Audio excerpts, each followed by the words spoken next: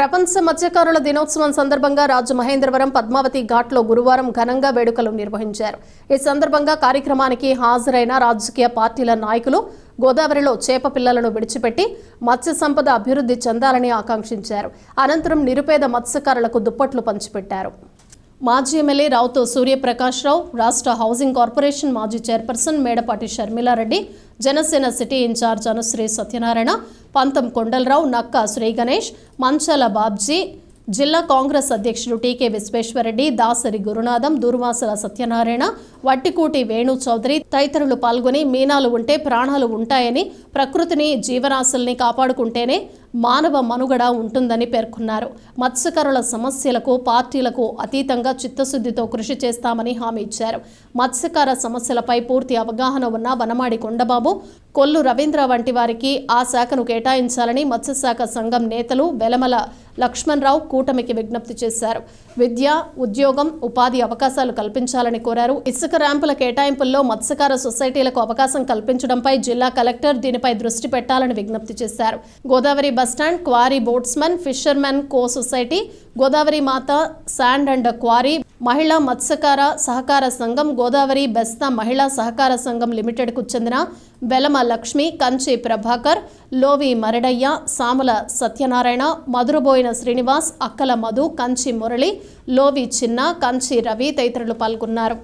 ఈరోజు ఫిషర్మెన్స్ డేకి మమ్మల్ని కూడా మీతో భాగస్వాములు చేసినందుకు నిజంగా చాలా ఆనందంగా, చాలా మీ కుటుంబ సభ్యులలో భావిస్తూ ఈ యొక్క సెలబ్రేషన్స్ ప్రతి సంవత్సరం కూడా క్రమం తప్పకుండా లక్ష్యంగా చేస్తూ ఉంటారు. సో మత్స్యకారుల గురించి ఎంత చెప్పుకున్నా తక్కువ. ఎందువల్లంటే సముద్రంలోకి వెళ్ళి వేటకి వెళ్ళి ఎన్ని కష్టాలు వచ్చినా ఎన్నికి మనిషి వస్తారా లేదా అని ఎంతో బిక్కుమని, అంటే మనకి టైల్స్ రానివ్వండి, ఏది రానివ్వండి, మీరు మీ వేటకి వెళ్ళి మీ జీవనోపాధికి ఎంతో కష్టపడుతూ ఉంటారు. సో ప్రభుత్వాలు, సో గతంలో ఉన్న మరి రాష్ట్ర ముఖ్యమంత్రి వాళ్ళు, మరి ఎక్స్-సీఎం గారైన జగనన్న కూడా మీ అందరికీ కూడా మత్స్యకారు భరోసా, అదేవిధంగా మీ అందరికీ కూడా అవుట్లెట్ షాప్స్ అవి పెట్టి మీ అందరికీ కూడా ప్రోత్సహించడం కూడా జరిగింది.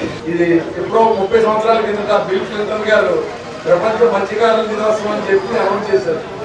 ఆ ప్రపంచ మత్స్యకారుల దినోత్సవం అనేది వాళ్ళ మనిషి మనుగడకి, మనం చూడండి డాక్టర్ గారిని అయితే మటన్ తినవద్దు, చికెన్ తినవద్దు, అది తినవద్దు, ఇది తినవద్దు అంటారు, కానీ ఫిష్ మాత్రం తినమంటాడు. కారణం ఏంటంటే దాంట్లో ఆరోగ్య రహస్యం అంత ఇబ్బడి ఉంది. అంటే ఔషధంతో కూడినటువంటివి ఒక ఆహారం ఏదైనా ఉందంటే అది ఒక మత్స్య సంపద, ఒక చేప కొడుకే ఉందని చెప్పి అందరికి కూడా తెలియజేస్తూ అంత విలువైనటువంటి మత్స్య పరిశ్రమని ఇవాళ నేను 10 ఏళ్ళ శాసనసభ్యులు కూడా చెప్పడానికి సిగ్గుపడుతున్నా, బాధపడినా వాస్తవం. కాలువల కానించి, నదులు కానించి, సముద్రాల వరకు కూడా సర్వనాశనం చేస్తున్నారు.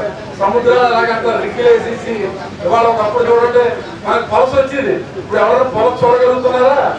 ఏమా అంటే మా అక్కడే అందరూ అంటారు లేదు లేదు లేదు, ఎందుకంటే సముద్రంలో రిక్కిలేసేసి అన్ని వాళ్ళకి రావడం మానేసింది. ఏదైనా వరదలు వచ్చినాకే మత్స్యకారులు కావాలి, సముద్రంలో ఏదైనా జరుగుతుందంటే మత్స్యకారులు కావాలి, అన్నింటికీ మత్స్యకారులు కావాలి. కానీ మత్స్యకారులకు అన్నదే విలువ అన్నది లేదు. ఈరోజు ఏ ప్రభుత్వం అయినా, ఆ ప్రభుత్వం అయినా ఈ ప్రభుత్వం అయినా ఎందుకంటే మత్స్యకారుల్ని ఒక ఓటింగ్ లాగే చూస్తాను తప్ప వాళ్ళకంటూ ఏది కూడా మెంబర్షిప్ అన్నది ఎవడ ఏదో ఇస్తున్నారు. ఎక్కడ మన కాకినాడ ఉన్నది, మా మత్స్యకారులకు సంబంధించి వనవాడి కొండబాబు గారు ఉన్నారు తెలుగుదేశం, ఆయన మత్స్యశాఖ ఎత్తే మత్స్యకారుల పట్ల మత్స్యకారులు ఏ సమస్యలు ఉన్నాయని ప్రభుత్వానికి చెప్పడానికి కూడా మాలాంటి మత్స్యకారు సొసైటీ వెళ్ళి మాకు ఇది ఇబ్బంది అని చెప్పుకుంటాం. కానీ ఈ రోజున ఇబ్బంది ఉన్నారు. ఎవరో కొల్లు రవీంద్ర గారికి ఇచ్చిన వాళ్ళు ఫిషర్మెన్ కాబట్టి ఫిషర్మెన్ కూడా సమస్యలనే అధ్యయనం చేసుకుంటారు. కానీ దయవించి అది కొండబాబు గారు చెప్తారో లేకపోతే మన కొల్లు రవీంద్ర గారు చెప్తారా ఇవ్వాల్సిందిగా ప్రభుత్వాన్ని విజ్ఞప్తి చేస్తున్నాం.